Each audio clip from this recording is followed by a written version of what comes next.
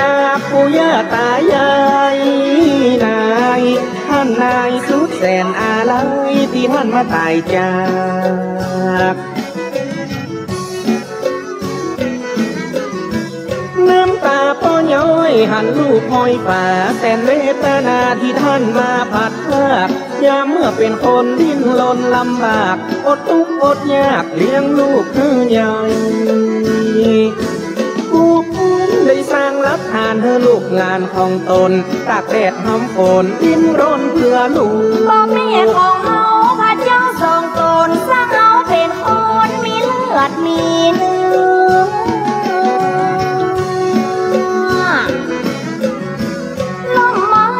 บุญสกุลจัดเยื่อใจเอื้อเฟื้อเลือดเนื้อเชื่อใครลมหายใจลูกได้มีชีวิตขออยู่ใกล้ชิดด้วยความห่วงใยนายท่านนายแย้มลูกก็สบายอยู่ข้างกายบอก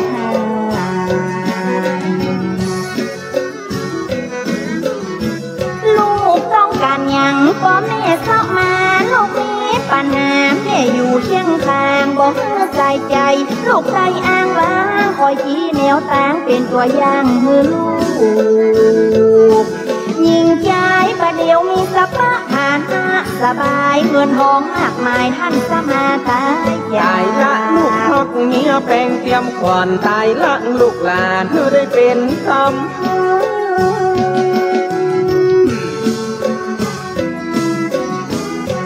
ละที่นอนมุ้งมอนเสื้อผ้ามุ้ยเงี่ยมหิดผ้าที่เคยยุกกำละเพื่อนละอุ้งผู้อุ้มจาตับมาตายละวัดไปกินไปตานเหลือกะที่มือเคยทำเก่งเนาะลูกหลานได้ผ่านบ่อยมึงเข้ามาได้นะลูกอาจพ่อมันต่อหังแฟนลูกอาจแม่เหมือนแตนหังหอยลูกอะไรหาน้ำตาปอน12เป่งมาห้อยจะได้ดาตกแต่งดาพันมูลีหมักเมียงสเสบียงอาหารเสื้อผ้าแพร่พันงามแงมใหม่พ่อแม่มาตายมาได้สั่งได้ลาสุขเวทนากว่าได้เดือดร้อน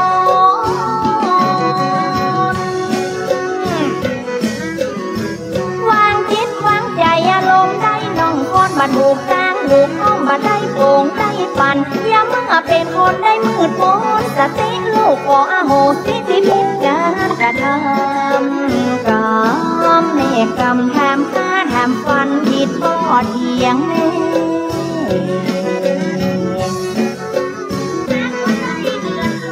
พอสิ่งศักดิ์สิทธิ์อยู่ทั่วทิศตาพอได้คุณนะวิญญาณเตเลพอได้จักนำวิญญาณพ่อแม่มาแวะหับขวาตาของลูกสักกรรมลูกขอไว้วอนอย่าโยมที่บ้านเปิดประตูหนทางเอาวิญญาณมาส่งอยู่ดงป่าไม้ที่รีเขาคอนจิ้งหีดแมงจรห้องดังเศร้า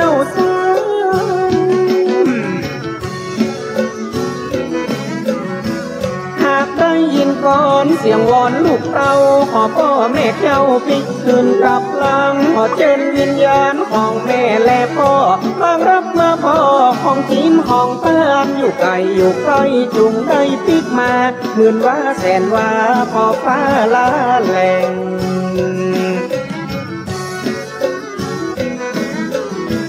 ลูกไก่ละสาบักกินบัตานจังรับฝันหันเมื่อยามไก่แจงพ่อแม่ตายลาต้องหน้าตายหูหัวควายยังแหล่งมามีไผ่พอ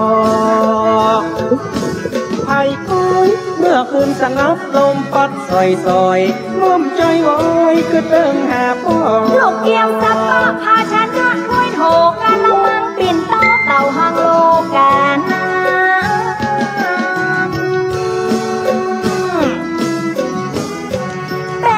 สบู่แชมพูโลชั่นยาสีฟันตันแว่นตันบีทาตุ้งทาตอหม้อแกงหม้อนึ่งก้อยหวานให้ซึ้งตะหลิวทำทีท่านมีของใจดีๆลูกซื้อมาใส่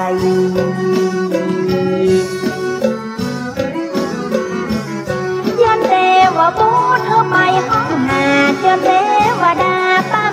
นใดมาถ่ายภาพเก่าแล้วมาเอาภาพใหม่เข้ากองเครื่องใจเตรียมไว้คู่อย่าง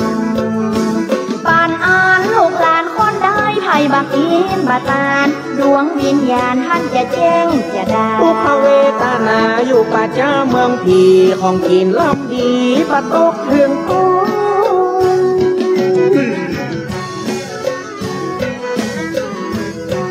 แฟนทุกเห็นลำร้องให้ห้องบ่ได้กินยังเฝ้าทองระมานหาลูกหลานตานเป้ารองรับผ่านเข้าตัวเจ้าเอ่ยชื่อนามลูกเปิ้นลูกตัวครอบครัวไผ่มันรองรับของตานท่าเปิ้นหลังน้ำยาดลูกเฮยลูกไปอยู่นายตัดหัวบ่เหลือใหญ่แกได้ตัดขาดพ่อแม่ตกทุกข์พระกรรมลำบากใส่กิ้วหิวยากบ่ได้กินกับเปิ้นมองหูเป็นเพศเป็นทีซ้ำบ่มีชื่อตัวนั่งน้ำตายัวเปิ้นไข้หัวเข้าใส่กุศลผลบุญที่ลูกได้ทำขอเป็นสะเปาคำนำข้ามเอนา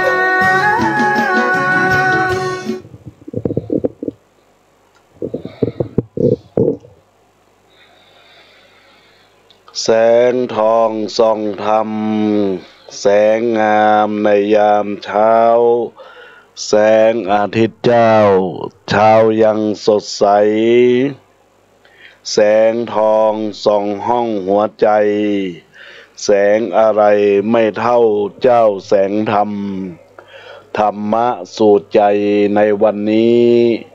ดวงชีวีย่อมมีทีสดใสธรรมะขัดจัดขัดเกลาใจ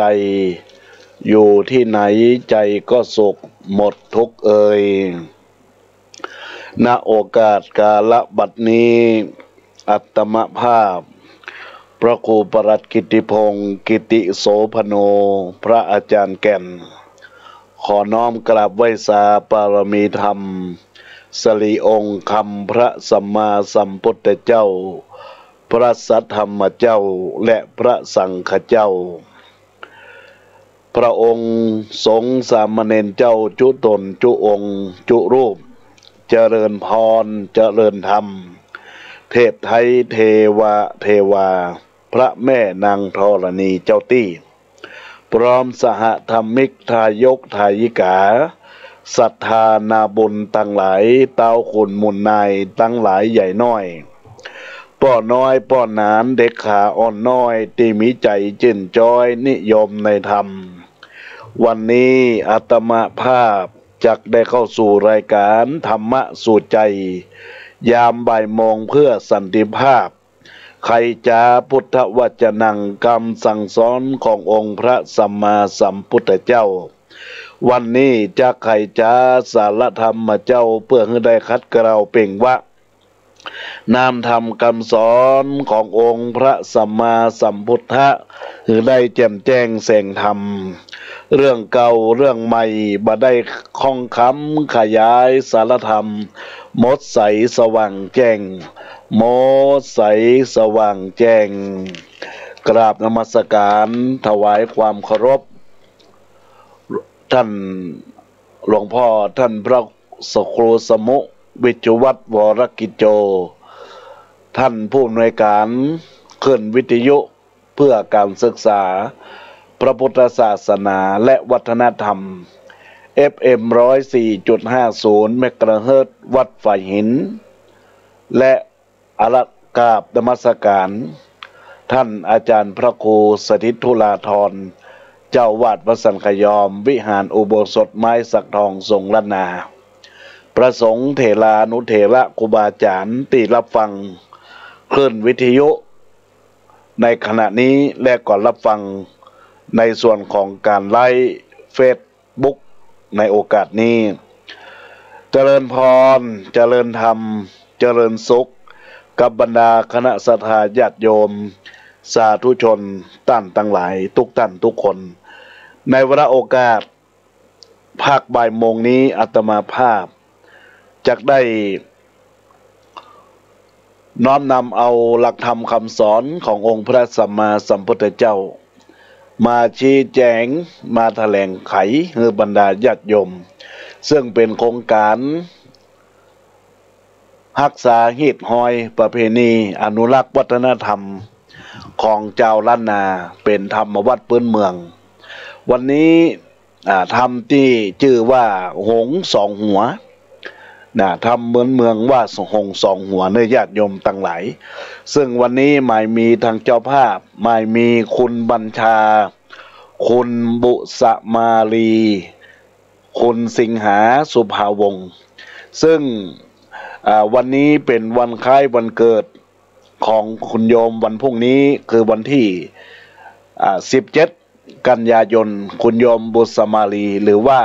ชื่อเดิมนั้นก็ชื่อคุณครูลักษมีศรีสวัสดิ์ในโอกาสนี้ก็ได้ทำการเป็นเจ้าภาพเก้าเจ้าศรัทธาอยู่บ้านห้อง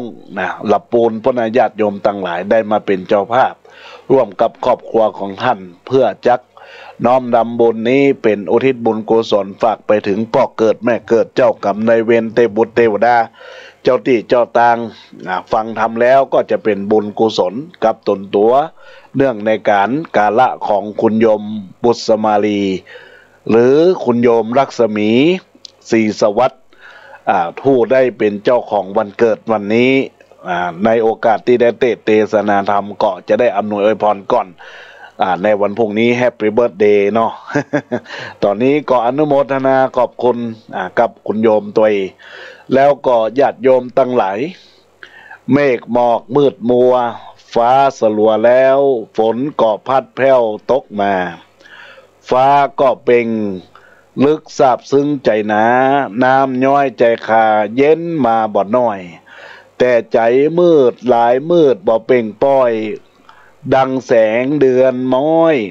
มืดมิดอันชีวิตคนทำตนตัวพิษบอกคิดกลับได้หวนคืนยิ่งดำมืดมิดธรรมเตรียมหนุนบาปกรรมเพิ่มพูนบ่ยั้งหยุดได้จมในคนตมนรกเอาไม่อยากนักจักได้สุขีเวรกรรมมาตันอยากนักสุขีมีแต่อเวจีนรกเอาไม่นรกเอาไม่คือกับใจเหียเมื่อยังเกิดได้อย่าฮือสายไปเกินกันนักผ่อนเป็นเบาเฮาบอกว่ากันบาปกรรมลงทันอาจเบาบางได้อาจเบาบางได้เนออันนี้ก็ฝากเป็นคติสอนอกสอนใจกับบรรดาคณะศรัทธาญาติโยมสาธุชนท่านผู้ฟังท่านต่างหลายที่ได้น้อมรับฟังรายการธรรมะกับอาตมาภาพในโอกาสกาลบัดนี้นั้นก็จะได้รับการอนุโมทนาบุญเป็นเจ้าภาพกันเทศของคุณโยมบัญชาคุณโยมบุษมารีคุณโยมสิงหาสุภาวงศ์ในโอกาสได้น้อมถวายจตุปัจจัยปูจากันเทศจำนวน300 บาทก็ขออนุโมทนาขอบคุณเป็นบุญที่เกิดจากจิตเป็นบุญที่เกิดจากใจก็ร่วมอนุโมทนาในโอกาสนี้ตัวยเนอในโอกาสวันนี้ก็เจริญพรญาติโยมได้ตั้งโสตประสาทเงี่ยงหูฟังพระธรรมเทศนาที่อาตมาภาพจะได้เทศนาธรรมในโอกาสนี้เรื่องธรรมว่าหงสองหัวเนอะหงสองหัวมันมีเนื้อหาใจความว่าจะใดก็น้อมอกน้อมใจสดับตับฟังโดยทั่วกันเนอะ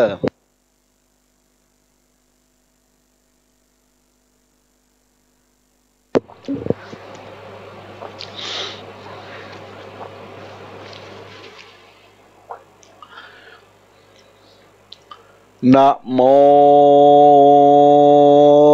ตัสสะภะคะวะโตอะระหะโตสัมมาสัมพุทธัสสะอิมังธัมมาเตสะนังเทธาเสตวันเน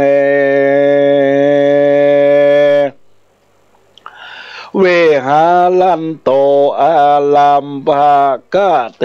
สิสัทธาอันวาสัพปัญโยพระพุทธเจ้าตนเป็นเก้าติโลกาจารย์พงสำลานยังจอดอยู่ในยอดอารามพระก็มาบาลบยังจาตกะงามอันนี้เฮือเป็นเหตุพระจึงเตศนายังกะถาอันเนดังจะกล่าวที่ยาวไปบัดนี้แหละนา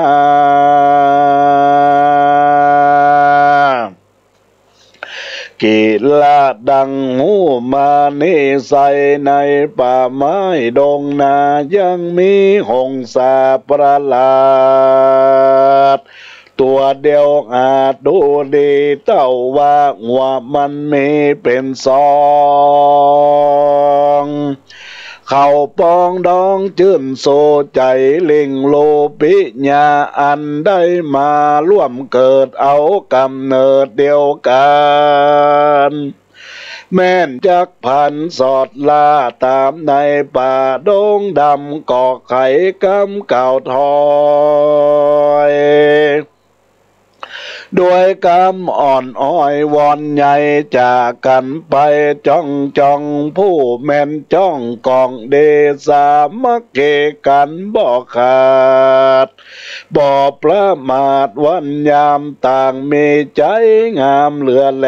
มีใจแผ่ปันกินกันโศกเคินวันคำเจ้าในป่าเศร้าเห็มมาปานก็มีวันนั้นแหละนาตาทาในกาลบัดนั้นเรายังมีปรามเต้าใจงานสอดดงดานป่าไม้เพื่อเสาะไซเสาแวงหายังสัตว์นาป่ากวางมีมากอ่างเหลือลายก่อนพันไม้ไต่เต้าดันป่าเศร้าดงดอยบ้องหันหอยหัวสัตว์ป่ามีแต่นกลาปลายบนเจิงเตี้ยวหนจะใจคำดอยใหญ่เอ็นพากอบปะใส่งงสาตัวงาดอันปละสองหัวแต่ว่าตัวนั้นใส่หันมีใดตัวเดียวพันจึงเลี้ยวไหวว่าวองลับลี่จองเผยหน้าอันพิจารณาบอดจะเถิงเจ้าฟ้าหอคงว่าแม่นกูเอาวางหงปาลาทาวายมหาลาจะโปเลเงินคำเมลายแลเตี้ยงจักแผ่ตกปันเป็นรางวัลมากเต่าปามป่าเศร้าดงงาเกิดแล้วได้ป่องแผ่วเจยบานจึงก้อยลดดงดานป่าไม้ดักแหวไว้บัดเดียวแล้วรีบเร็วพกอยู่ในแก้วกูเฟยนาส่วนว่างองศานั้นโสดกำตวงโหดมาไว้อันกันแอวป่าใหญ่ดงดานก็ถูกแหวพรานบ่วงกองมันล่ำร้องเรือลายดาจักตายความนาส่วนว่าพามป่าดงนาก็นำหงสาเคินโซยังได้อยู่เวียงใจเล็บนำไปบอดจาถ้าวายเจ้าหอจันก็มีรักการนั้นนา เมื่อนั้นตนเต้าเจ้าโปเลกอกเตวีเตรียมบาทเอาหงประหลาดเลี้ยงไว้นางนาฏไทยบนนาก็เอาหงสางดนางงามมีคนนางงามว่าวองเคินโศกห้องออกคำหงดงดำตั้งโกส่งเสียงอยู่อ่อนน้อย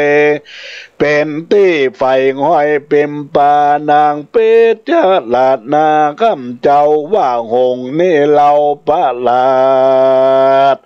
หากว่าตัวมันขาดกันใดจักมีหงไว้เป็นสองงานแล้วจักสมใจปองไฟงางอยนางยอดซอยเกิดแล้วใจผ่องแผ้วเฉยบานนางจึงขานบอกเราผัวเจ้าตามมีเจ้าผู้เลลิลาดจึงเรียกอามาตย์มังหาแล้วใครจะเก่าเจงูตีตามลายว่าคนใจมวลหมู่มีพระญาโยสัมมาเสียวแล้วก็มี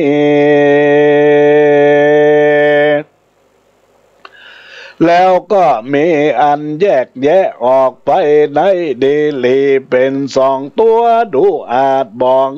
มันขาดจักการกันว่าบอกเล่าขี่ยาแล้วก็มาอันนาใจตายเงินคำร้ายเลือแหล่จักเงินแผ่ตกบาน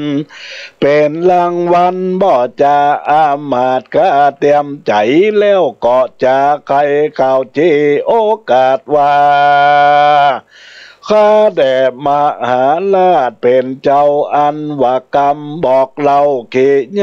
คณีนาอาสาการว่าจะเมียนขาดก็นำหงประหลาดเคินโซยังที่อยู่แห่งต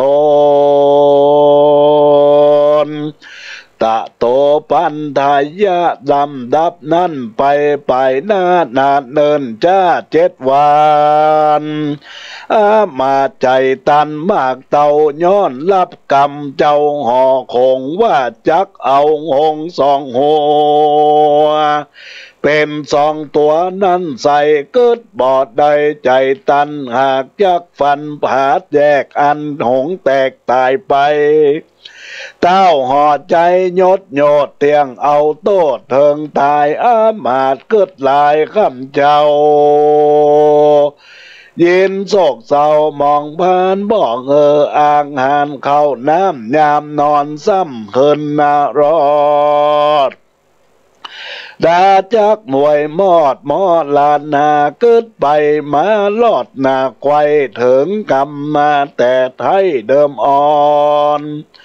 หากจะสอนกล่าวรอยแก่จะคนใหญ่น้อยยิ่งใจว่า10 เทียนผ้า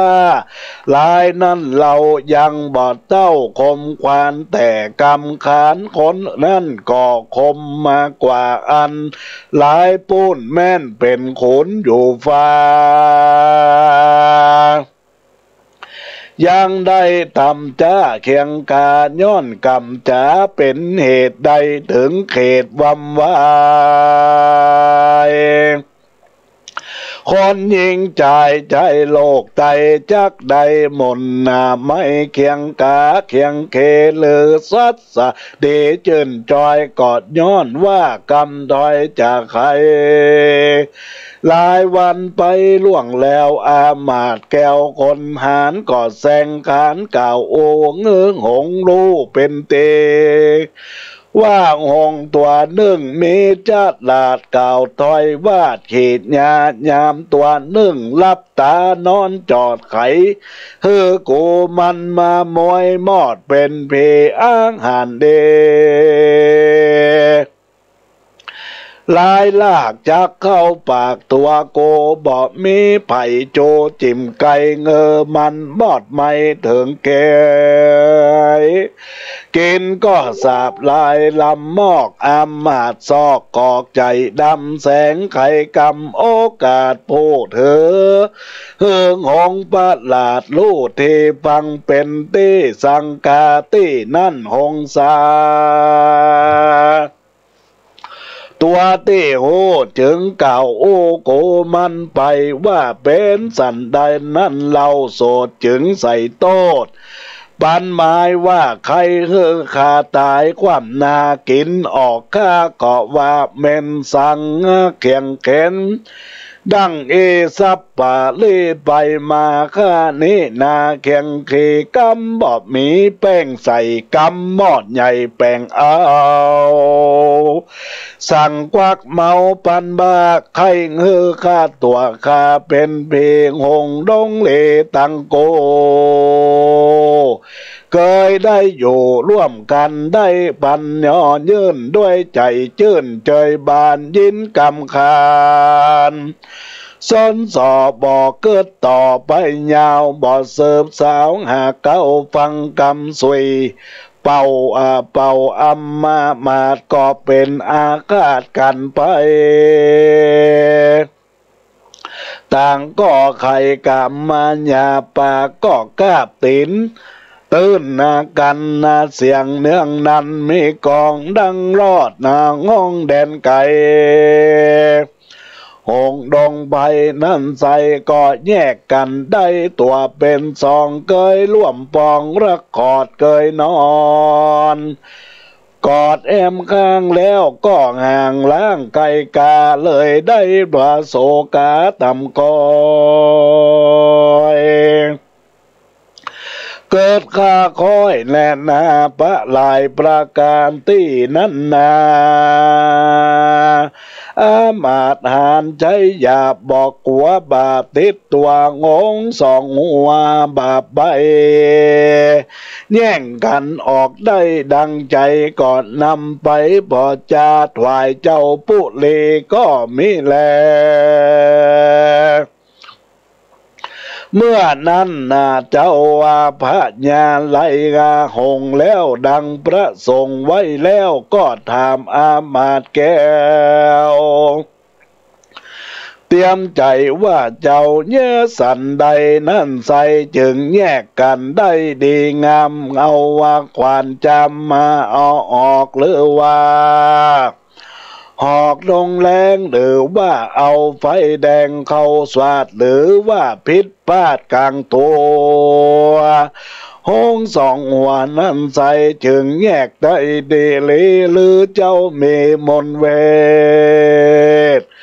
สาตะเพศกาตาจงใครจะบอกกล่าวเงองูข่าวบัดเดียวอามาตย์เดียวก้มเกลาไว้ไข่บอกเราเขียาแต่เก้าสุดไปโดยปาลิญายไหลแหล่เบาเว้นแวบทใดเต้าห่อใจยศอาจฟังอามาตย์ไข่ปานมีใจวันต่ำก้อยจึงเก่าต้อยเขียาว่าโหโอ้ยนอหงนี่นอก่อนเกลักกันเพียงอีดังใจยินกำไขก้านเจ้ากอดสนสอข่าวสุโมสาก็มีโกธาโคตรใหม่โตสะใหญ่นำนาโมงหะทำมืดเศร้าฟังกำเล่าอันน้อยจึงได้ต่ำก้อยแข่งเคโยกันดีคำเจ้าสุกเตียงเต้าเคินวันก็แตกมั่งกันเจียนจากละพากันไปอุปมาเพียมไว้ดังคนโลกได้ยิงใจมีหลวงลายใหญ่น้อยเกยอยู่ชื่นจ้อยเจยบานสุขสำลานคำเจ้าได้ยินกำเล่าสนสอมีใจหม้อด้วนสันบอกกึดดันปิด จาละนาก็มีโกธาเขียวโกดโหดนากล่าวโตดกันไปเลยพิษใจโคตรกระจะแจ้งด่าต่อตำต่างไข่กำจะถอยเลยได้ต่ำก้อยเคียงเคบ่เป็นดีสักหยาดป่าเงือขาดพี่น้องมิตรแก้วป้องสหายคำ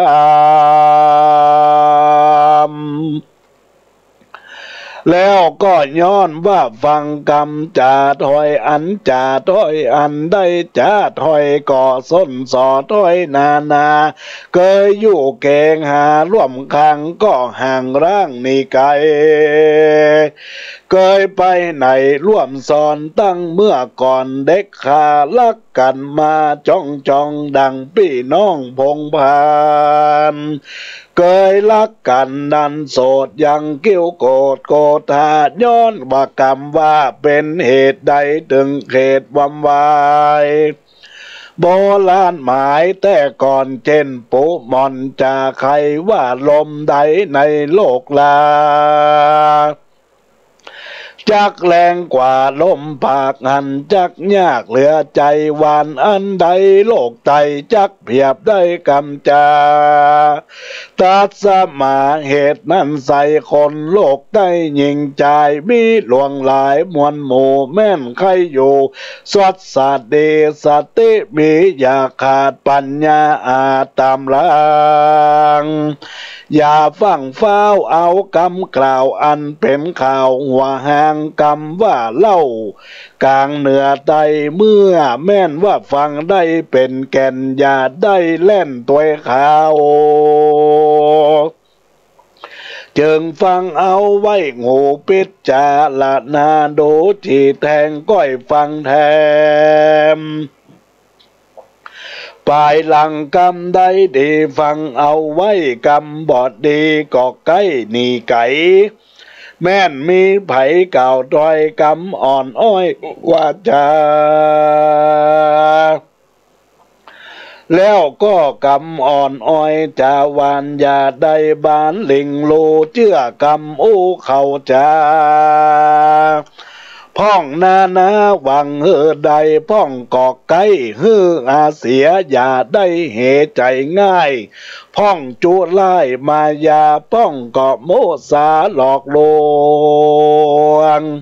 พิษแผกนอกกองทำมักไข่กำสนสอจากกำล่อถอยไล่ต้านได้เสียของได้ขีมองหม่นเศร้าหรือคนกำเก่ามาจะไม่กำบอกใหญ่แป่งหามักไผ่จะเสียบไม่ต้านได้ตกใจไผ่จะไขดังเอปาดเก่าจี้ไข่ปันว่าโทษของมันมีมากการตายจากเมืองคนเตี้ยงเอาต้นไปเกิดนรกเดือดเวจีคนยิงใจบางผู้ปากบ่อยู่เน้มเศร้ามักเก็บอำกรรมเก่าใดไปอูใต้และเหนือต่างจดเชื่อตกออกแล้วก็แย่ศอกกอกมายาแสงแปงตาใหญ่น้อยแย่อูถอยเป็นลายคนตั้งหลายหนุ่มเทาฟังมันเล่าจากใครก็ใส่ใจเป็นแก่นว่ามีแต่แม่นเดเลย้อนบ่ฟังดีจีแทงอู้จากที่เข้าหูก็ไปถูเอาออกปากกำบ่มากปล่อยยาวจาก10 สาวเป็น100คนใหญ่น้อยพิษเถียงกันลางเตื้อมันนั่นเราก็ค้นกรรมเก่าไปมาจะดินท้าเจ้าบ้านจะเป็นทานเชิงลายเม็ดสร้างหายพี่น้องตั้งเพื่อนป้องวงศาตั้งญาติกาหลายแหล่มาลุ่มแผ่พิษการ เขาพันหน้ามั่งแยกแยะพิษแผ่กองทำหลังคนได้ขาไขจ๋าแจ่มแจ้งป้อยเป็นกำถ้อยนานนามักเจียนจาหยาบจ้ากำไต้ผ้ามาล้ำลายกำบ่มางามต่ำไตแม่นอู้ได้บ่ดีฟังลางเตื้อยังอวดหูแล้วก็ว่าตัวมันหูฉลาดไผบ่อาจเตรียมตานหรือไข่ปันเก่าถอยเงื้อคนใหญ่น้อยเหิดนาโซเป็นกำบ่หูบาใบหรือจำกำถอยไล่หมู่มากำคิงหาเห่างาหาแล้วก็แจ้งดาประมาทพุทธวาทวาจา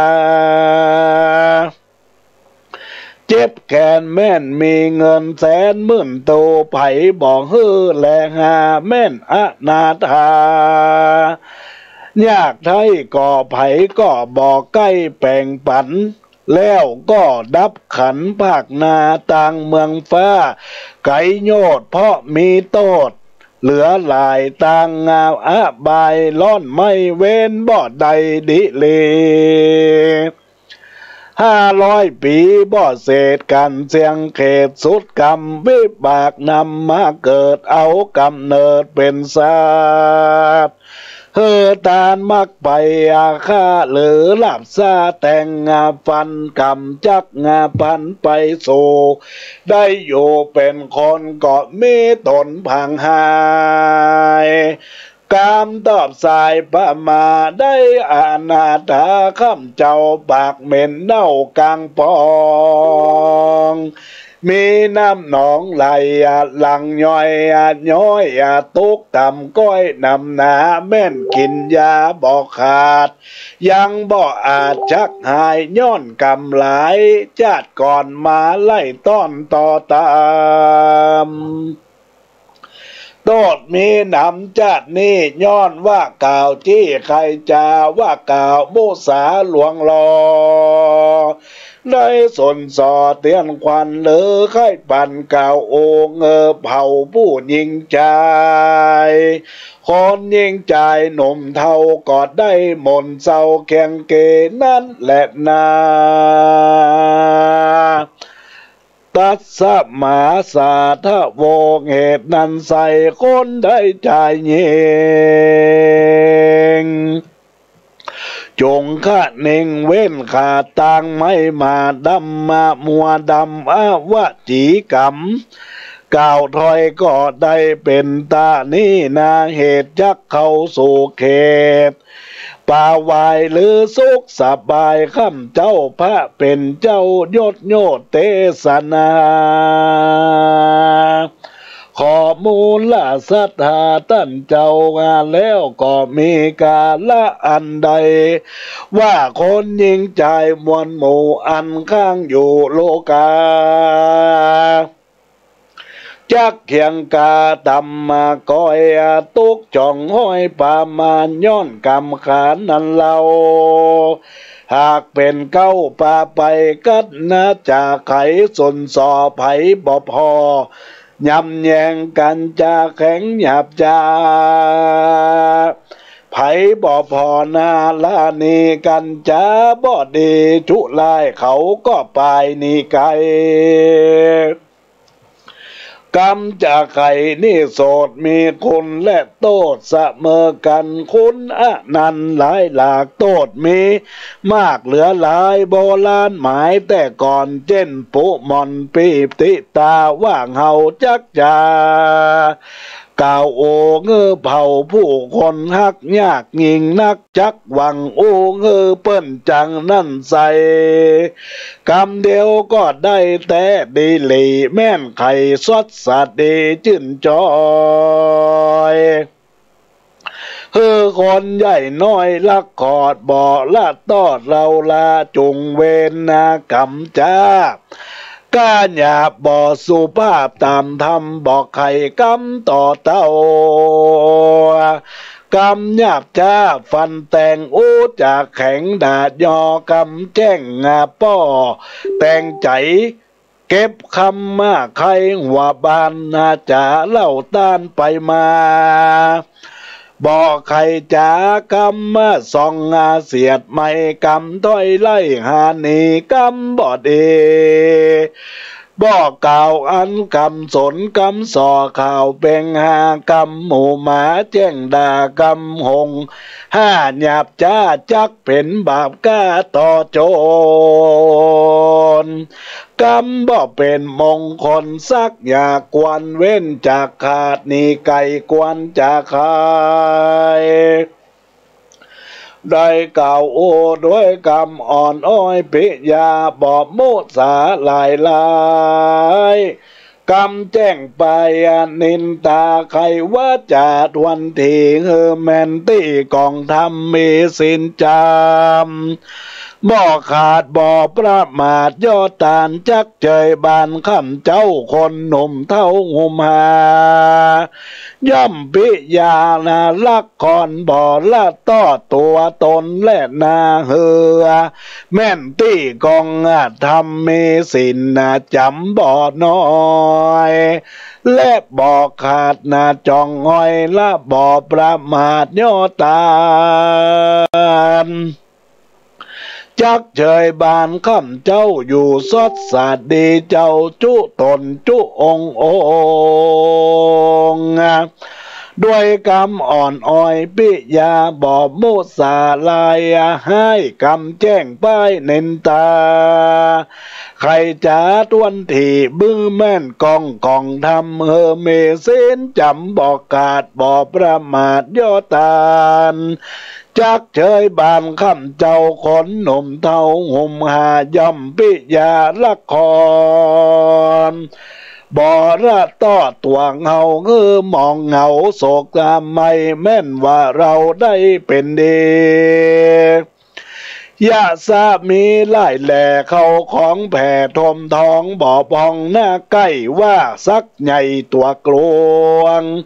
คนปันพวงใหญ่น้อยย่อมเก่าต้อยยอกลมันกระตำบนบอกขาสินสะอาดนาดวงงามปฏิบัติตามไปใจเตี้ยงจักใดเจยบานซกสำลานจากนี้จักตายจากนี่เมืองโคนนะเตี้ยงเอาตนไปเกิดที่พาเสดเมืองสะวันหรือภายผันไปสู่ในที่อยู่เนรปานอันสำรานคำเจ้าบอกหูแก่เท่าจะลาและนาเด็ดเทตางเขญาสร้างวันนาเวเศษจากองเหตุยังทำอันเจอว่าหงสองหัวได้มาลอดในทิกากาละวันนี้ยามนี้แล้วก็ขอเฮอมูลศรัทธาตั้งหลายได้ตั้งอกตั้งใจนำไปประพฤติปฏิบัติตามรอยพุทธบาทสัพพัญโยตนก็มีโดยประการดังกล่าวมานี้และนาก็บังคมมาสมเลสเดชขอดวงวิญญาณห้ามพ้นถึงฟังบุญกินบุญตานส่งขึ้นสวรรค์ขอดวงวิญญาณจงได้หักทราบแล้วปันโชคปันเงินปันคำนำท่านนำยังเดินงอกงามอย่าตกต่ำยำแย่อุบาสกอุบาสิกาทายกทายิกาทุกท่านทุกคนที่ได้น้อมรับฟังการแสดงพระธรรมเทศนาในโอกาสนี้อาตมาภาพพระครูปลัดกิติพงศ์กิติโสพโนพระอาจารย์แก่นได้แสดงธรรมอันเชื่อว่าธรรมหงสองหัวในการเทศนาธรรมนั้นก็ได้กล่าวถึงในกาละ เกิดขึ้นในครั้งสมัยครั้งพุทธกาลนานมาแล้วนะได้ กล่าวถึงเรื่องป่าหิมพานต์ในป่าหิมพานต์แล้วก็มีนายพรานใจหาญผู้หนึ่งได้สอดดงล่าป่าไม้เพื่อไปเสาะหายังสัตว์นานาปากว้างแล้วก็อ้างเดือดร้ายพันภายแต่เต้าไปสู่ยังดงดอยแล้วก็ไปปะยังหงส์ที่มีสองหัวเป็นหงส์ประหลาดและทีนี้ก็มามาเจียนจ่ายังเต้ามหาราชบุรีก็อยากจะได้หงส์สองหัวนี้มาไว้ญาติโยมต่างหลายก็พากันไปยับไปจับแล้วก็นำเอาองค์สองหัวนี้แยกตัวแยกตนไปบ่ได้ถ้าหากแยกไปได้มันก็จะตายไปเพราะฉะนั้นแล้วหงส์ตัวนี้ก็บ่สามารถที่จะแยกกันได้ก็เลยนำไว้เป็นที่เลี้ยงดูในห่อใจแล้วก็ได้กล่าวถึงอามาตย์ว่าในกาละเรื่องราวเนี่ยญาติโยมต่างหลายหงส์สองหัวกับนกสองหัวนี่มันคล้ายๆกันมันคล้ายๆอย่างญาติโยมต่างหลายก็คือกล่าวหมายถึงว่าถ้าหากอยู่ในกาละฝ่าย A หรือว่าฝ่าย B ฝ่ายคนกลางก็จะเป็นคนกลางเวลาคนกลางเนี่ยจะไปเล่าคนที่อยู่ฝ่าย A คือฝ่ายคนที่อยู่ฝ่าย B คือฝ่าย A ฟังเสร็จแล้วฝ่าย A ก็เล่าคือคนกลางฟังคนฝ่าย A ก็เล่าคือกับฝ่าย B ฟังมันมีสองฝ่ายนะญาติโยมต่างหลายแต่มีคนกลางเล่าน่าจะควันติจินนินทากันดังนั้นแล้วในธรรมเรื่องนี้เปิ้นก็สอนใจมีคำสุภาษิตหลายอย่างหลายประการญาติโยมต่างหลายกรรมบ่มีแปลงใส่กรรมบ่ใหญ่แปลงเอาอันนี้แหละเป็นกรรมล้านนาที่เราจะต้องสะท้อนจิตใจกรรมบ่มีแปลงใส่กรรมบ่ใหญ่แปลงเอาในเรื่องของนกสองหัวเนี่ยญาติโยมต่างหลายถ้าที่จริงแล้วเนี่ยมันให้จะบ่มีจริงแต่มานำมาอู้กันเพราะว่าอยู่ในป่าหิมพานต์นำมาอู้มาจามาเล่าจากันต่างคนก็ต่างว่าเขาได้มีสองฝ่ายฝ่ายมหาราชราชากับฝ่ายของนายพรานผู้ใจโหดใจร้ายอยากได้อยากมีอยากเป็นนกสองหัวเนี่ยมาอยู่นกสองหงเนี่ยหงสองหกสองตัวนี่นะญาติโยมทั้งหลายแล้วก็จึงมีการยื้อแย่งซนซ้อกันญาติกรรมมามีแปลงใส่กรรมมันใหญ่แปลงเอากรรมจ๋าต้านเล่ากรรมส้มเสียดกรรมถอยไล่กรรมบดีกล่าววาจากรรมสนซอแปลงใส่อันนี้แหละว่าเป็นกรรมโบราณที่ท่านกล่าวดังนั้นในหงส์สองหัวคติธรรมในเรื่องนี้ก็คือในส่วนของกาละก็คือยามุสาวาทเพื่อมีประสูติ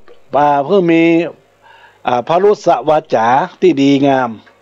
วาจาไพเราะอย่างเช่นว่าอบอ้อมอารีวจีไพเราะอบอ้อมอารีวจีไพเราะเนี่ยเป็นสิ่งสำคัญอบอ้อมอารีก็มีความอ่อนน้อมถ่อมตนยังอาตมาภาพเป็นผู้เทศในขณะนี้ยอมรับเลยว่าวันนี้เสียงค่อนข้างที่จะวัดลงคอพอสมควรพอดีว่ามันแพ้อากาศฝนก็ตกยังก็มาเดี๋ยวก็แดดเดี๋ยวก็ฮ้อนญาติโยมต่างหลาย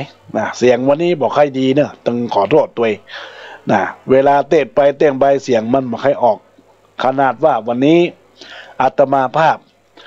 ก็พยายามรักษาเสียงแล้วเต้นไปเต้นมาเสียงก็หายไปก็ขอสุมาภัยกับเจ้าภาพด้วยเนอะ ค่อนข้างดีวัดลงคอนะดังนั้นแล้วก็ขออภัยกับบรรดาคณะศรัทธาญาติโยมสาธุชนท่านทั้งหลายที่รับฟังวันนี้อาตมาภาพได้อู้จาหลักธรรมก่อนที่จะอู้จาหลักธรรมเข้ามาก่อนรายการได้เปิดเพลงเข้าห้ามกำซอพื้นเมืองล้านนาในเรื่องของเดือน12 เพ็งได้ห้ามกำเพลงกับคุณโยมจันทิพย์แล้วก็คุณโยมพันนีจังซอล้านนาแม่แต่งก็ได้เปิดไปสักครู่หนึ่งแล้วก็เข้าสู่รายการแล้วก็ตะกี้พักเบรกไปอาตมาภาพก่อนย่างกินน้ำกินท่าญาติโยมตั้งหลายก็เปิดไปหน่อยหนึ่งเดี๋ยวก็สักกรรมก็คงจะเปิดจนสุดนะจนสุดรายการนะก็จะได้ออกรายการก่อนแล้วก็ฟังเพลงจนเสี่ยงแล้วก็อาตมาภาพก็จะได้ทำการในการอนุโมทนาปอนของบรรดาคณะศรัทธาญาติโยมท่านสาธุชนทั้งหลายตอนนี้ก็ยังมีเหลือเวลาอยู่ตอนนี้ก็ขอปันโจกปันใจปันปอนให้กับท่านเจ้าภาพเตรียมน้ำหยาดเน้ออยู่ทางบ้านโฮงนะเตรียมน้ำหยาดขวดน้ำหมายตามได้ทำบุญวันเกิดในวันนี้เป็นวันเกิดของคุณโยมบุษมาลีหรือว่าคุณโยมลักษมีศรีสวัสดิ์แล้วก็ได้เปลี่ยนนามสกุลเป็นสุภาวงศ์มีหลายชื่อหลายนามหลายนามสกุลเนาะก็ขออนุโมทนาชื่นชมยินดีกับชื่อของนามของท่านตัวได้มารับเป็นเจ้าภาพเจ้าศรัทธาในการเทศน์การสวดบุญกุศลในครั้งนี้ก็จะได้น้อมเนื่องในการบูชาธรรมเนื่องในประเพณีเดือน12 เพ็งกลางพรรษาในครั้งนี้ก็อุทิศไปหาพ่อแม่ญาติกาตัวอุทิศไปหาพ่อเกิดแม่เกิดเจ้ากรรมนายเวรก่อนตั้งอกตั้งใจฮับปอนพร้อมกับครอบครัวท่านเด้อยะถาวะเลวังหาปุลาปาริปุเรนติสาคะลังเอวะเมวะอิโตทินังเปตนังอุปกัปปติอิจิตังบริตังตุมังคิปะเมวะจะมีจันตุสเพปุเรนโดสังกปาจันโทปนาลโสยตามณีโจติลโสยตาอิมินาบุภะบุภาลาจัตตานังจตุปัจจัยไตยวัตุตานะปะตังตานังอุติสะตานังนิปานะปัจจโยหนตุโนดิจังทีและอาจจะในวันนี้ก็หาเป็นวันดีสลีสุขมังคละอันประเสริฐล้ำเลิศจริงกับวันและยามตั้งหลายบัดนี้ไม่มีปฐมมูลศรัทธาคุณบัญชาคุณบุษมาลีลักษมีสิงห์คุณโยมสิงหาสุภาวงก็มาเป็นต้นเป็นประธานพร้อมด้วยบรรดาญาติมิตรพี่น้องจุปูจุคนและญาติกาตั้งหลายตั้งวันตกวันออกกอกแต่งวันนี้ก็ได้ปากันมาสลงคงควายตกแต่งแปลงพร้อมน้อมมายังมาทุบุพะบุปาลาจาดงดอกเข้าตอกดอกไม้ได้ลำเตียนขีลาและปัจจัยไตวัตถุตามต่างหลายได้มาน้อมถวายจะตุปัจจัยจำนวน300 บาทได้ที่คากาละวันนี้ได้ปุจจาเตสนาธรรมชื่อว่าหงสองหัวในที่คากาละวันนี้เตสนาจบแล้วก็ขอทำบุญคล้ายวันเกิดของตนตัวมูลศรัทธานางบุษมาลีสุภาวงศ์หรือลักษมีศรีสวัสดิ์อันเป็นเจ้าของวันเกิดและครอบครัวของท่านตั้งหลายอันมีคุณบัญชาและคุณสิงหาสุภาวงศ์นั้นจงจักมีเตื้องแท้หลีจักอุทิศไปหาพ่อเกิดแม่เกิดเจ้ากรรมนายเวรเทพบุตรเทวดาเจ้าตี้เจ้าตางเจ้าดินเจ้าแดนเจ้าหอเจ้างานเจ้าบ้านเจ้าจองในที่คากาละวันนี้ยามนี้นั้นจุกจะมีตั้งแต่หลีอายุวัตโกธนวัตโกสิริวัตโกยศวัตโกภรวัตโกวันวัตโกหงตุสัพพตาตุกะโลกาปยาเวลาโสกาจจุปัตตวะอเนกาอันตรายปิวินาสันตุจเตสสาสปีติโยวิวัจจันตุสัพพะโลโกวินาสันตุมาเตตวันตะลโยสุเขติกายุโกอภิวาตนาสีสนิจังวุธาปัจจายโนจัตตาโลธรรมาวัฏันติอายุวันโนสุขังพลังจะตุปัจจัยทานังธรรมเตสนาทานังอุติสะทานังนิปานังปะละมังสุขังก็ขออนุโมทนาขอบคุณกับท่านเจ้าภาพคุณบัญชาคุณบุษมาลีลักษมีศรีสวัสดิ์คุณสิงหาสุภาวงศ์ผู้ได้เป็นเจ้าของวันเกิดคือคุณโยมบุษมาลี ลักษมีสุภาวงศ์ศรีสวัสดิ์ก็ขออนุโมทนาขอบคุณกับคุณโยมด้วยเนอะที่ได้เป็นเจ้าภาพเจ้ากันได้รับฟังเทศแล้วก็ขอให้ท่านได้มีความสุขความเจริญในหน้าที่กิจการงานทำสิ่งใดก็ขอจงพันสำเร็จจงพันสำเร็จจงทุกประการเจริญด้วยอายุวันนะสุขะพละธนสารสมบัติคุณสารสมบัติทุกท่านทุกคนด้วยเทินขออนุโมทนาเนอะในโอกาสบัดนี้อาตมาภาพก็คงจะได้อู้เอื้อนกับบรรดาศรัทธาญาติโยมที่รับฟังอยู่ทางบ้านเนอะตอนนี้ก็จะได้เปิดสายหน้าใหม่ตอนนี้ทักทายกับคุณโยมที่อยู่ทางเคลื่อนวิทยุก่อนเนาะในโอกาสนี้ก็เจริญพรกับป้อนานอิหลาบุญหลาบินหลาบุญธรรมลักษณ์หรือว่าป้อนานกาแฟดำบ้านอุเมงอำเภอสันปะตองจังหวัดเชียงใหม่ทักทายเข้ามาเจริญพรกับคุณโยมจันเพ็ญคำโปธาในโอกาสนี้ก็ขอเจริญพรกับคุณโยมสิริพันธ์สิงห์ทรจากตลาดกัดก้อมเมืองเชียงใหม่หลังวัดยังกวงเจริญพรกับคุณโยมพินชลิยานิติประสาทเจริญพรกับคุณโยมกล้วยมั่มกับเขานึ่งจากสันติธรรมเจริญพรกับคุณโยมนาชากาแวหรือว่าคุณโยมคณพรจากสารกังร้านกาแฟสารกังเจริญพรกับคุณโยมจินดามาศจันอัมพลเจริญพรกับคุณแม่มาลีนภิกุลตีตลาดกัดก้อมหลังวัดยังกวงเนอเจริญพรกับยายนวลเตสกุลพงกรจากบ้านพิมุกเจริญพรกับคุณโยมลักษมีศรีสวัสดิ์แห่มครั้งหนึ่งใน Facebook ของท่านเจริญพรกับคุณโยมอนัตตาตีได้ทักทายเข้ามาแล้วก็คุณโยมกล้วยมั่มกับเขานึ่งกอดแสดงความคิดเห็นเรื่องเนื้อหาในซอบุพบุญเปตพีว่าถ้าลูกหลานบ่ต้านกันเข้าป่าไปจะแจ้งจนสิบหายนี่แสดงว่าเป็นพ่อเป็นแม่มีจิตอันเป็นอกุศลต่อลูกปล่อยวางจิตตั้งคำที่ว่าสัญญาบ่ใจตัวตนรูปบ่ใจตัวตนอันนี้ก็เป็นคำกล่าวของคุณโยมกล้วยมั่มกับเขาหนึ่งที่ได้นำเอาหลักธรรมที่เกี่ยวข้องกับเรื่องของธรรมะมาบูรณาการโอจาเปรียบเทียบกับคำซอเนาะก็เป็นเรื่องราวที่เราท่านทั้งหลายจะต้องนำไปพิจารณาเปิ้นอู้ถึงหลักแท้ของความเป็นจริงเรื่องของความกตัญญูกตเวทิตาธรรมเนาะตอนนี้ก็ญาติโยมทั้งหลายอยากจะได้ทักทายเข้ามาก็ทักทายเข้ามาในรายการที่เบอร์โทรศัพท์0962629694 เนอะญาติโยมทั้งหลายก็ปล่อยโอกาสถึงท่านได้รับฟังการรับสายรับเสียงถ้าหากว่าญาติโยมบ่ได้โทรมาก็บ่เป็นหยังก็จะได้ขอลาเพื่อที่ได้เปิดยังเข้าห้ามคำซอเดือน12เป็งให้จบเนาะขอลาก่อนเตอะญาติโยมทั้งหลายอาตมาขอลาไปศรัทธาใหญ่น้อยป่อน้อยป่อนั้นพระเนนเถนน้อยขอลาไปก่อนเนอะเวลาหมดไปสบายกันเตอะไว้โอกาสหน้ายังมีลาป่อน้อยป่อนั้นอยู่สุขีโจกใจมีอยู่ดีเตี่ยงมั่นร่ำรวยเงินทองอย่าได้ยากกันหิหาเงินทองตุนเต้าปราศจากโลคาโจกมาแต่เจ้าเงินทองหลั่งไหลเข้าครอบครัวเวลาหมดแล้วผ่องแผ้วตนตัวทุกครอบครัวมีความสุขตัวหน้าเจริญสุขเจริญสีบอกวิแม่ป้าอายุวันนะเกิดร้อยอยู่ม่วนกินหวานสำราญชื่นจ้อยตลอดลูกน้อยหลานแดงอายุวันนะพละเข้มแข็งอยู่ดีมีแหงทุกคนทั่วหน้าขอเจริญพร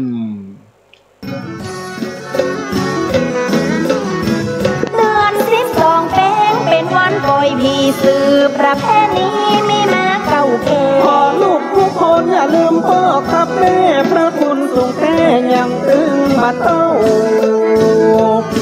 บุญนี้ขอทุกท่านสุขสวัสดียันตีพันนี้ขอจบเจ้าอีก่อ